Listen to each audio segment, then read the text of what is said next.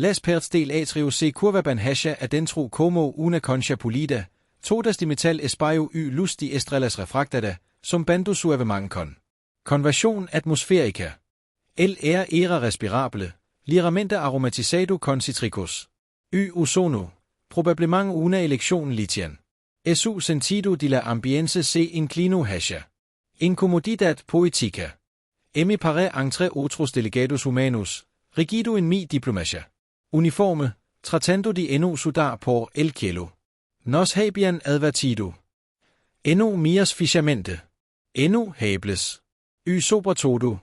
Eno hagas comentarios en los oídos. Eno iba hasalo. Por supuesto que no. Me había entrenado para esto. Revise el manual de etiqueta entre especies de principio fin dos veces. Sin embargo. En el momento en que entro en el centro del deis, el tiempo tropezo. Ella se movió como calculo líquido, cada paso. Deliberado, silencioso, apenas rozando el suelo cristalino. Su túnica fluía. Detrás de ella como viento solar, sus orejas, largas curvas arcadas sutiles de. Cartilago bioluminiscente, enmarcaba su rostro como a las ceremonials. Yo eno lo hejs. Ni siquiera se su nombre todavía, pero senti que cada regla diplomática se disolvió como el azúcar en el té caliente. Ella es la más hermosa que he visto. Visto, susurra. Apenas fue un suspiro. El tipo de comentario que murmuras cuando crees que tu pot de traductor es. Silenciado los otros delegados están demasiado concentrados en su propia postura como para darse cuenta. Excepto que ella se dio cuenta. Ella se volvió. Eno fu repentino. Sin pivote dramatico, eno. Revelador de gaspinducción. Solo una rotación lenta precisa.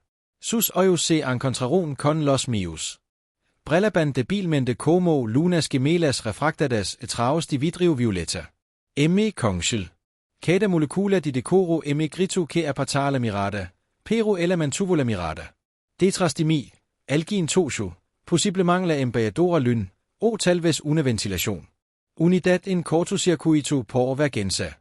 Eno podría decirlo. Mi cerebro había entrado en parada de emergencia. La mujer alenina dijo. Ne.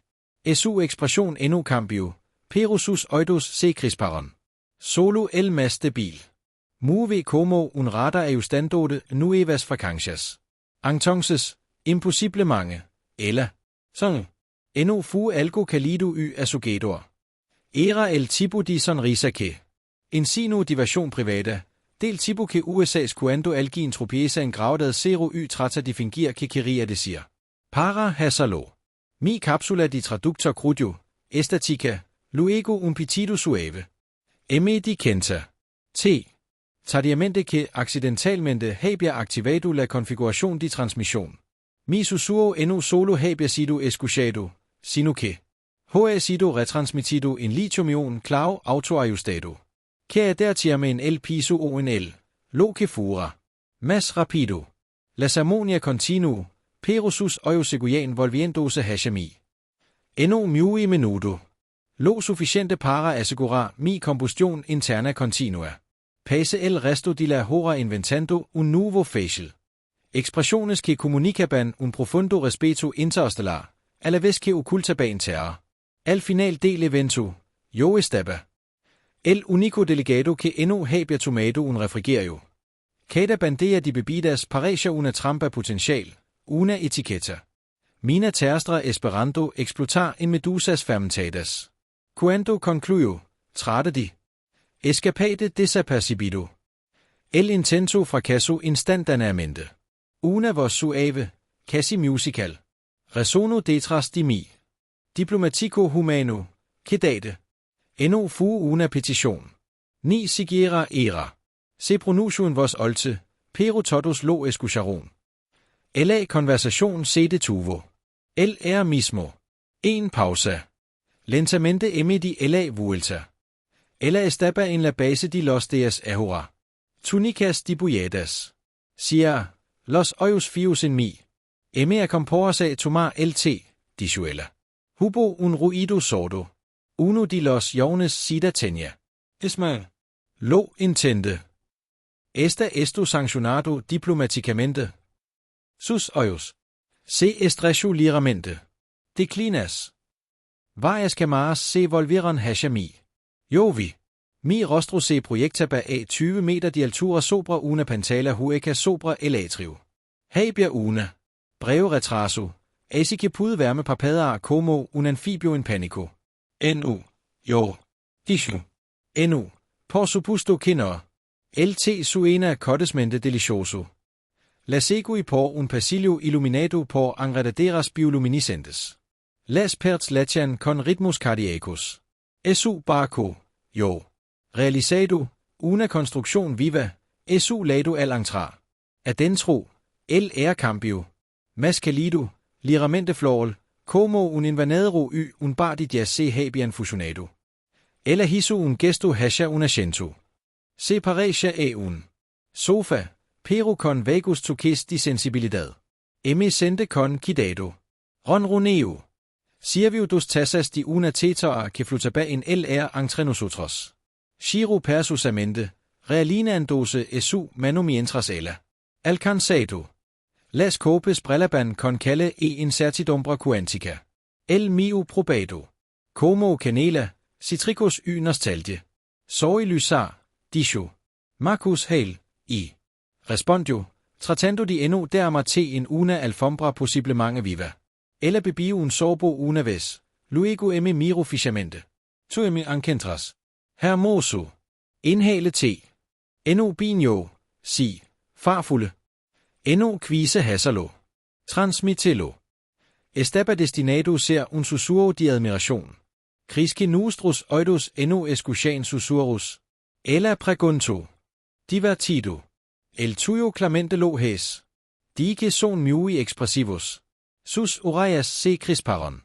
Otra vez. En nuestra cultura, la belleza eno se elogia en vos olte. Esta reservado para. El momento de la unión del alma. Dijo ella. Entonces accidentalmente propuesto. Esa es una interpretación, respondió ella. Uno dramatico, poco común entre poetas y diplomáticos. Apuntaba más una apreciación educada. Que el compromiso galáctico. Note. Ella sonrió de nuevo. Aún así, diste la verdad. Una dramatica. Pocos lo hacen. Pocos siguen durante la ceremonia. Me relay una fracción. El sofá suspiro. Debajo de mí, aliviado o decepcionado. Ella se recostó, agitando su té con una mirada. Nunca he estado. Felicitado.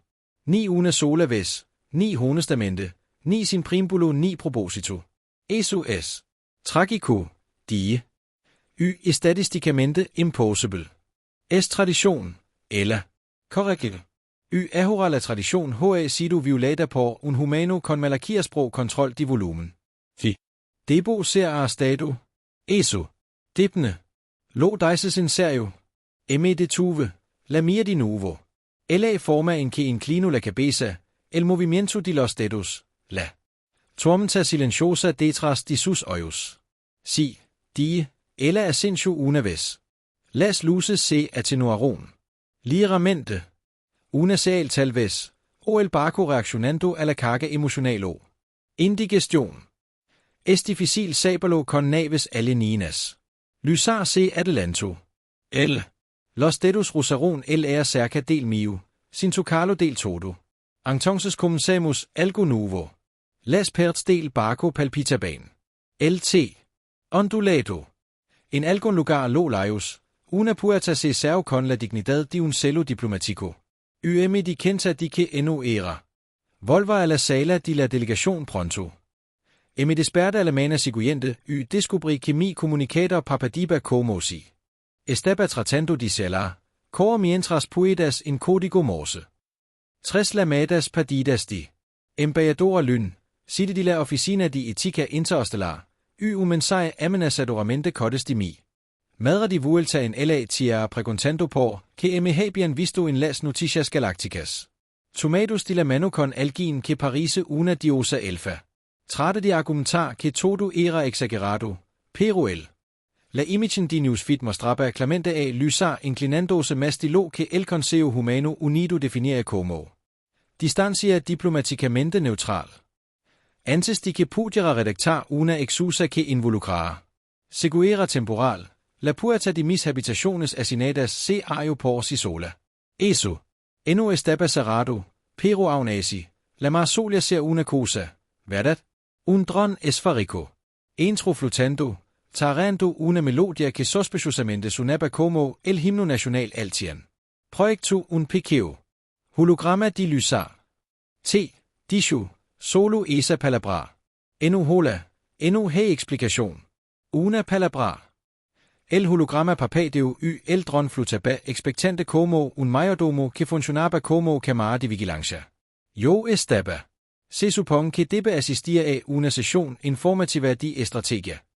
La embajadora Lynn tenía todo un discurso listo sobre mantener fronteras con la realeza intergaláctica, pero ahora estaba siendo secuestrado por un nombramiento. Me puse la chaqueta, medio esperando despertar de este absurdo. El dron avanzó rápidamente, guiándome por pasillos llenos de asistentes altianos silenciosos que me miraban como fui el tonto más afortunado de la historia o una advertencia para el futuro. Lysar. La cámara privada no era lo que esperaba. Por un lado, no había perdido en el sentido tradicional, solo translúcidas membranas de luz que se doblan hacia adentro, vivas con constelaciones cambiantes. Su nave era técnicamente orgánico, lo que nos hacía sentir como si estuviéramos sentados dentro de una balena que había estudiado arquitectura. Un juego de floto en el aire, girando ligeramente, como si la gravedad hubiera aceptado tomarse un descanso. Viniste, dijo ella cuando pise. Adentro. Era esto a escarme a una nota fuertemente redactada de tu dron. Yo. Dijo. Sus oídos se movieron ligeramente. Lo que estaba aprendiendo significaba diversión o un intento de sintonizar la radio cósmica. De mi torpeza. Ella me hizo un gesto para que me sentara. El sofá, que me había saludado. La última vez con un ronroneo, ahora vibraba suavemente como si estuviera tarando aprobación. Elo acariz con cuidado. Gracias. Tus muebles no te saludan, preguntó ella, inclinando la cabeza. No, el nuestro es usualmente poco comunicativo. Mi sofá en su mayoría solo mide el peso del arrepentimiento y los refrigerios nocturnos. Parece desconcertada, así que agregó, es una broma, más o menos. Bebimos té de nuevo. El sabor de hoy era completamente desagradable, algo entrementa, relampagos y la forma en que hule el papel viejo. Lysar me estudio mientras bebía, si mirar exactamente. Mas como escanear en busca de debilidades. Hable con tu abogado, dijo de repente. Pregunte, ya imaginando. La conferencia que recibiría más tarde. Kring que hiciste una declaración durante la ceremonia. Me atragante con el té. Eso fue. No es una declaración.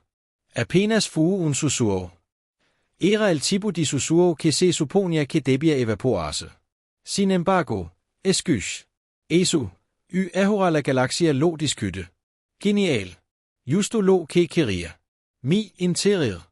El monólogo se convirtió en trending topic. Ella sonrió de nuevo esta vez yo estaba bastante seguro de que las partes del barco se iluminaron en respuesta. Es diferente a los demás, dijo. En el buen sentido o en un. ¿Cómo lo contenemos antes de que difunda su rareza de alguna manera? Ambos. Lo intente. Interrogatorio.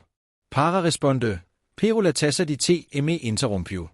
Salió flotando de mi mano se volvió a elenar como si el barco estuviera decidido a asegurarme de mantenerme hidratado para este interrogatorio.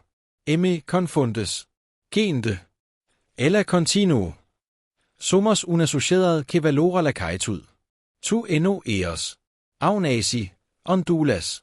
Está haciendo un gran esfuerzo para no ondular, murmura. Yo estaba con el objetivo de causar una impresión sólida, tal vez incluso estoicismo diplomático, pero estoy adivinar susurrando cumplidos al azar no ayudo. Enu dolio, dishuela. Y senti el mas minimo cambio in el entre nosotros.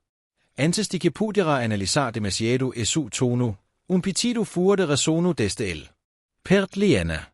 Surgió una proyección. El rostro de la embajadora lyn luciendo el.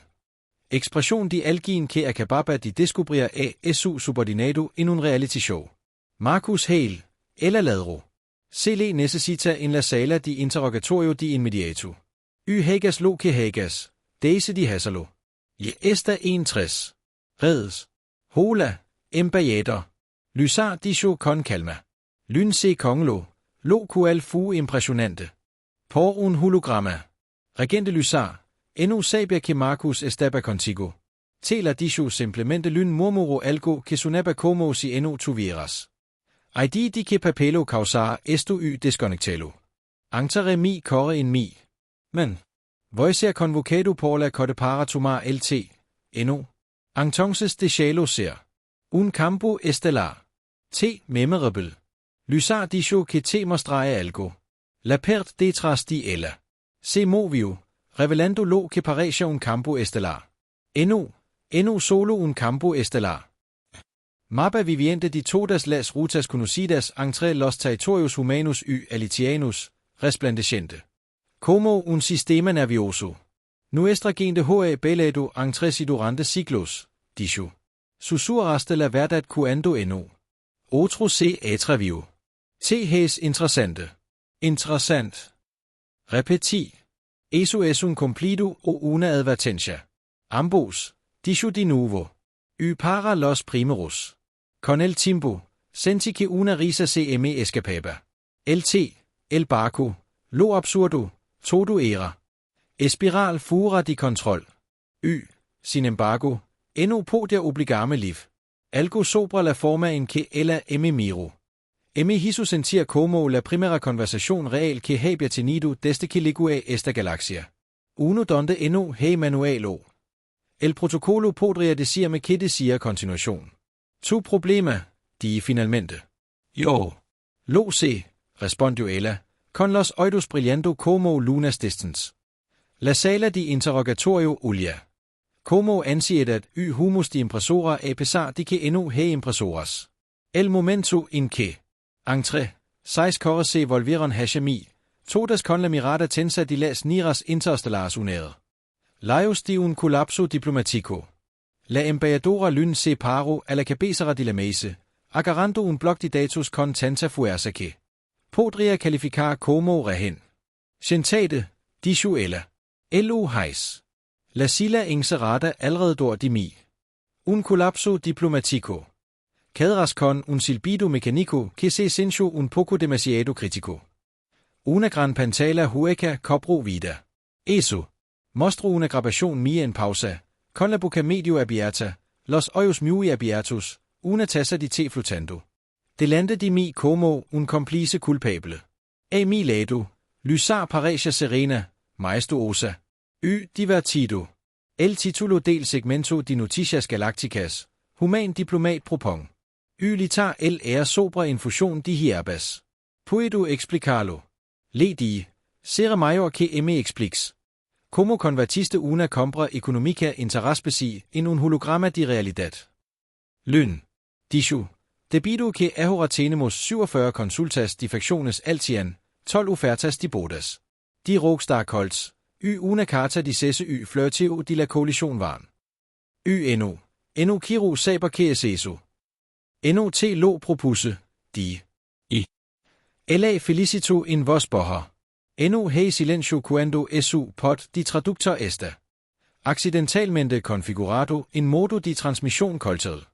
Prácticamente recitaste votos en. Estéreo. Esa configuración ni siquiera debería existir. Og. Existe. Se lame. Modo de transparencia de embajadores. Inventado por gente que aparentemente odia. Privacidad y felicidad. Me frotte los ojos. Mira, fu una frase. Ella lo hizo. Parise offendido. Ella te invito a tomar el té de nuevo. Fi. Ella te envió una copia de ella. Un incidente cultural.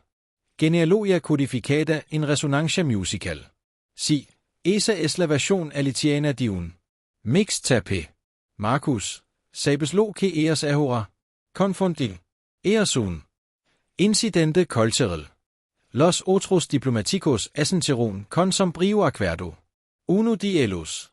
Rodríguez, de alcance marciano, se deslizó sobre un chip de datos. Ejecutamos un programa lingüístico. Análisis de la frase que usaste. Resulta que el idioma alitiano tiene 5 niveles de declaración estética. El tuyo clasificado en el nivel 3. Papa de. Fuera de. Cuantos. 3. Te saltaste los niveles de cortesia. Te volviste completamente poético en tu primer susurro. Eso explica el mixtape. Lyn suspiro. No puedo enterrar esto. Ha ido demasiado lejos. El público altian ha comenzado referirse ti como el susurrador. Hey fan art con purpurina. Yo no autorice. Glider. Nunca lo haces, dijo ella. Sin embargo, la galaxia lo aplica de todos modos. Antes de que yo podia montar una defensa, sono un timbre por la habitación. Un dron pregonero floto. Adentro, parpadeando un ambar urgente. Proyecto un mensaje en el aire. Un invitation official de lysar para assistir a un ejercicio conjunto de reconciliación cultural. Ubicación clasificada. Rodríguez. Gime. El acquire sacarlo del barco. Eso es prácticamente una allotment. Ella es. No me secuestras, di. Creo que no lo es. Lyn estuvo de acuerdo. Pero si te vas. El enclave suedo. Se el primer humano imponer un par en un enclave de sueus liticos desde el congelamiento protocolario de 2147. Fue ese el incidente con el diplomático malabarista. No menciones eso nunca. Lyn me dio una. Mira que podría doblar el acero. Esto ahora es una misión. Vas a ir como nuestro representante. Intenta ser menos romántico. Si alguien te ofrece fruta resplandeciente, declina. La última vez, alguien alucinó. Un debate de 3 horas con sus propios zapatos. El enclave de ensueo estaba escondido en un asteroide envuelto en niebla cuántica. Como descendimos en un biohip que olía sospechosamente a limón y placas de circuito, lysarse sento mi lado con el aire.